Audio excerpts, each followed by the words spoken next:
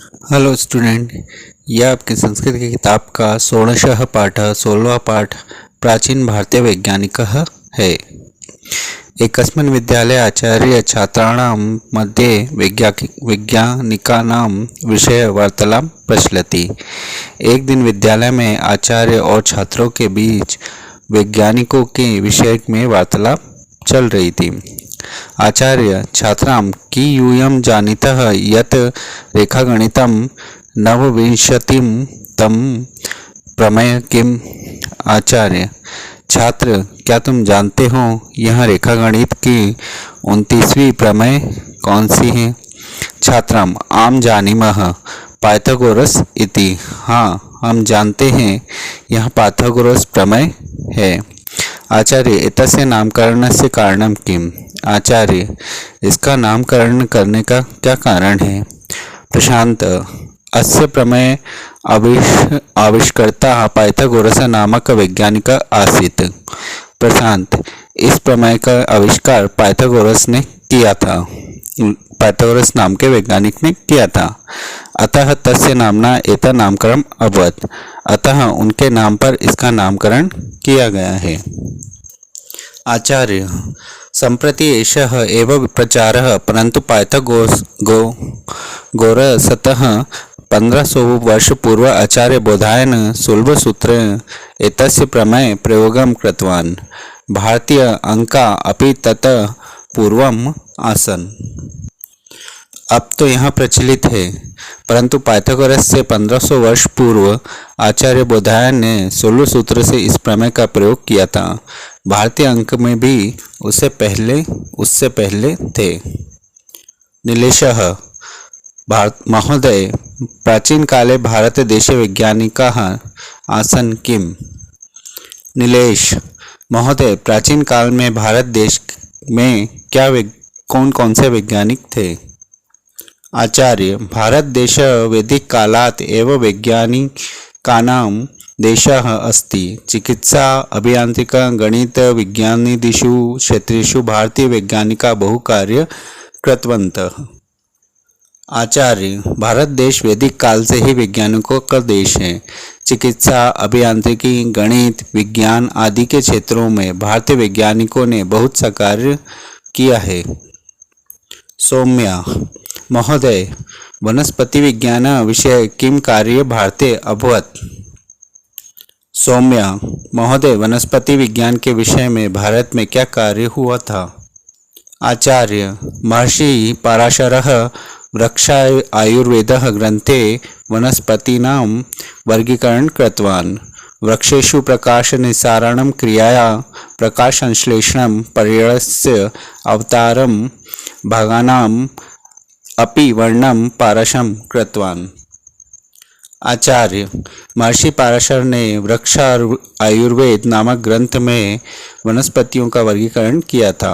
वृक्षों में प्रकाश के निकलने की प्रक्रिया का, प्रकाश संश्लेषण का, पत्ते के अवान्तर भागों का भी वर्णन पराशर ने भी किया था।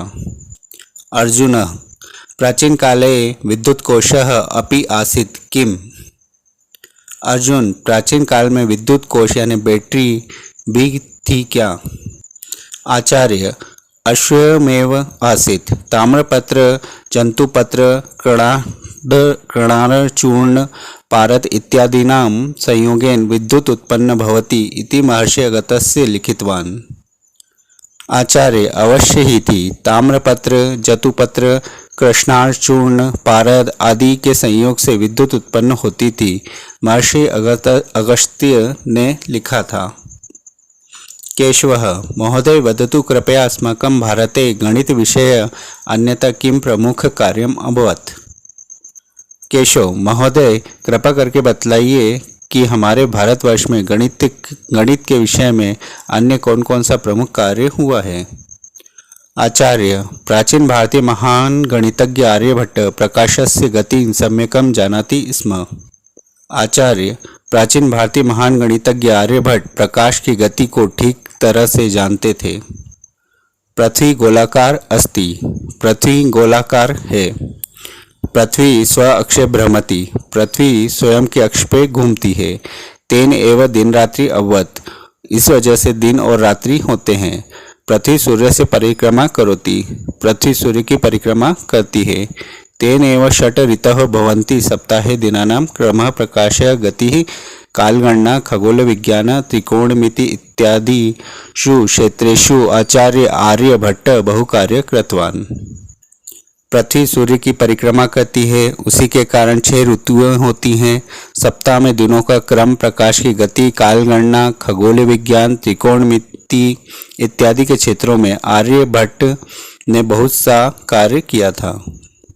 आदित्य आचार्य भास्कर अपि गणित विषय कार्य कृतवान् किम। आदित्य आचार्य क्या भास्कर ने भी गणित के विषय में कार्य किया था। आचार्य आमा गुरुत्वाकर्षण सिद्धांत पाई इति गणित चिन्ह मानः त्रैराशिकः नियमादीन भास्कराचार्य प्रतिपादितवान्। आचार्य हाँ, गुरुत्वाकर्षण सिद्धांत पाई नामक गणित के चिन्ह का मान त्रैराशिक नियम का आदि को भास्कराचार्य ने ही प्रतिपादित किया था। शालिनी ही महोदय चिकित्सा क्षेत्रे अस्माकं पूर्वजनानां ज्ञानम की दशा आसीत्। शालिनी महोदय चिकित्सा के क्षेत्र में हमारे पूर्वजों का क्या ज्ञान कैसा था। आचार्य शल्य चिकित्सा जनकः आचार्य शुश्रुत प्रयासः सर्वा शल्य क्रिया करोति स्म। आचार्य शल्य चिकित्सा के जनक आचार्य सुश्रुत प्राय सभी प्रकार की शल्य क्रिया करते थे। यथा त्वचारोपणम, प्लास्टिक सर्जरी, नासिकारोपणम, कर्णरोपणम, तंत्रिका चिकित्सा, नेत्र चिकित्सा इत्यादयः। जैसे त्वचारोपणम यानी प्लास्टिक सर्जरी, नासिकारोपणम, कर्णरोपणम, तंत्रिका चिकित्सा, नेत्र चिकित्सा इत्यादि। शल्य क्रियाया यानी उपकरणानि सुश्रुतेन प्रयुक्तानि हितानि एव उपकरणानि तथैव आधुनिक चिकित्सा क्षेत्रे प्रयुज्यन्ते। शल्य क्रिया में जिन उपकरणों औजारों का प्रयोग सुश्रुत ने किया था, उन्हीं उपकरणों और उसी तरह के आधुनिक चिकित्सा के क्षेत्र में प्रयोग किए जाते हैं। मोहित आचार्य चरक अपि भेषज रसायन ज्वाला परीक्षण वनस्पतिम आधारितम च चिकित्सा पद्धति निर्दिष्टवान। मोहित आचार्य चरक ने भी भेषज रसायन को, ज्वाला परीक्षण को और वनस्पति पर आधारित चिकित्सा पद्धति को निर्दिष्ट किया। गरिमा महोदय प्राचीन भारतीय वैज्ञानिकानां नामानि तेषाम् आविष्कार च विस्तरेण कुत्र लभ्यन्ते। गरिमा महोदय प्राचीन भारतीय वैज्ञानिकों के नाम तथा उनके आविष्कार विस्तार से कहाँ प्राप्त किए जा सकते हैं। आचार्य भारत वैज्ञानिक परंपरा सुदीर्घा अस्ति, तस्य परिचय संस्कृतं प्राचीन ग्रंथेषु प्राप्यते। आचार्य भारतवर्ष के वैज्ञानिक परंपरा बहुत ही दीर्घ है, उसका परिचय संस्कृत के प्राचीन ग्रंथों में प्राप्त होता है।